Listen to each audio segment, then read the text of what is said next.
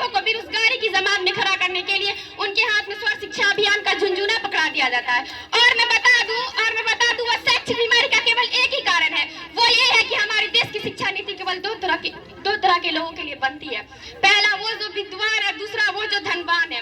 इसी तरह की कई गजब बीमारियां हैं और इन बीमारियों का जड़ है ना, वो हमारा अंधविश्वास है। मेरे विचार में इस देश का युवा अपनी सफलता के लिए मंदिरों में जा जाकर नारियल फोड़ कर भगवान को रिश्वत लगाता रहेगा। हमारे समाज का शिक्षित वर्ग बिल्ली के रास्ते काटने पर खड़े हो जाना, अपने धर्म अपने समाज को ऊंचा मानकर दूसरों की धर्म की अवहेलना करता रहेगा। तब तक ना तो हमारा राष्ट्र निर्माण संभव होगा, ना ही हमारे देश से अंधविश्वास खत्म होगा। हमारी संस्कृति हमारी सभ्यता को दुनिया ने शीश नवाया है, तो क्यों आस्था के नाम पर हमने भी अंधविश्वास फैलाया है। मेरे विचार में हमारा राष्ट्र निर्माण तब संभव होगा जब इस देश में महिलाओं की पूजा नहीं बल्कि उनकी इज्जत की जाएगी। हमारा राष्ट्र निर्माण तब संभव होगा जब स्वच्छ अभियान में केवल सरकार ही नहीं बल्कि सड़क पर चलने वाला हर एक नागरिक अपना हाथ बटाएगा, स्वच्छ भारत को दिल से अपनाएगा। असल मायने में हमारा राष्ट्र निर्माण तब संभव होगा जब एक गरीब बच्चा मध्यान्तर भोजन के लिए नहीं बल्कि ज्ञान अर्जन के लिए सरकारी स्कूल की चौखट पर कदम रखेगा।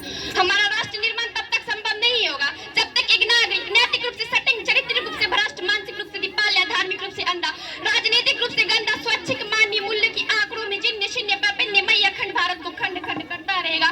तब तक ना तो हमारा राष्ट्र निर्माण संभव होगा और ना ही हमारे देश से अंधविश्वास खत्म होगा।